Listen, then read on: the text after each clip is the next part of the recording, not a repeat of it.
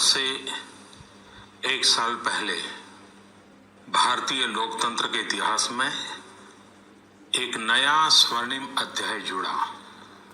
देश में दशकों बाद पूर्ण बहुमत की किसी सरकार को लगातार दूसरी बार जनता ने जिम्मेदारी सौंपी थी। इस अध्याय को रचने में आपकी बहुत बड़ी भूमिका रही है। ऐसे में आज का यह दिन मेरे लिए अवसर है आपको नमन करने का, भारत और भारतीय लोकतंत्र के प्रति आपकी इस निष्ठा को प्रणाम करने का। यदि सामान्य स्थिति होती तो मुझे आपके बीच आकर आपके दर्शन का सौभाग्य मिलता, लेकिन वैश्विक महामारी कोरोना की वजह से जो परिस्थितियां बनी हैं, उन परिस्थितियों में इस पत्र के द्वारा आपके चरणों में प्रणाम करने और आपका आशीर्वाद लेने आया हूं। बीते वर्ष में आपके स्नेह, शुभाशीष और आपके सक्रिय सहयोग ने मुझे निरंतर एक नई ऊर्जा, नई प्रेरणा दी है। इस दौरान आपने लोकतंत्र की जिस सामूहिक शक्ति के दर्शन कराए, वह आज पूरे विश्व के लिए एक मिसाल बन चुकी है।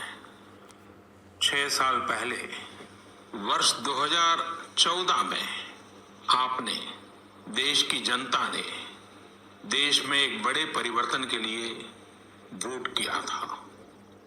देश की नीति और रीति बदलने के लिए वोट किया था। उन 5 वर्षों में देश ने व्यवस्थाओं को जड़ता और भ्रष्टाचार के दलदल से बाहर निकलते हुए देखा है।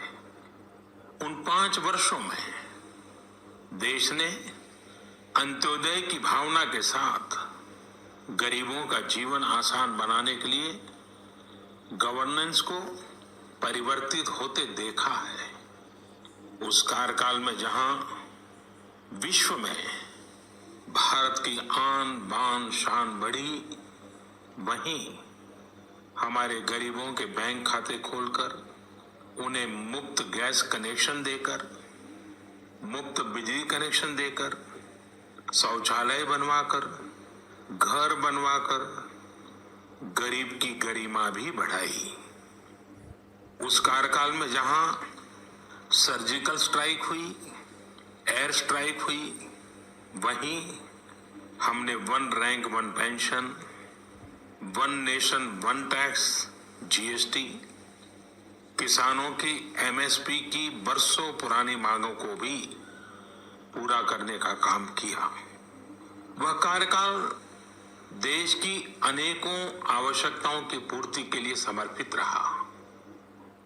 वर्ष 2019 में, पिछले वर्ष, आपका आशीर्वाद, देश की जनता का आशीर्वाद, देश के बड़े सपनों के लिए था, आशा आकांक्षाओं की पूर्ति के लिए था। और इस एक साल में लिए गए सारे फैसले इन्हीं बड़े सपनों की उड़ान है। आज जन जन से जुड़ी जन मन की जनशक्ति राष्ट्र शक्ति की चेतना को प्रज्वलित कर रही है। गत 1 वर्ष में देश ने सतत नए स्वप्न देखे, नए संकल्प लिए और इन संकल्पों को सिद्ध करने के लिए निरंतर निर्णय लेकर कदम भी बढ़ाए। भारत की इस ऐतिहासिक यात्रा में देश के हर कोने से, हर समाज, हर वर्ग और हर व्यक्ति ने बखूबी अपना दायित्व निभाया है। सबका साथ, सबका विकास, सबका विश्वास, इस मंत्र को लेकर आज देश सामाजिक हो या आर्थिक, वैश्विक हो या आंतरिक, हर दिशा में आगे बढ़ रहा है। प्रिय स्नेहीजन, बीते एक वर्ष में कुछ महत्वपूर्ण निर्णय ज्यादा चर्चा में रहे और इस वजह से इन उपलब्धियों का स्मृति में रहना भी स्वाभाविक है।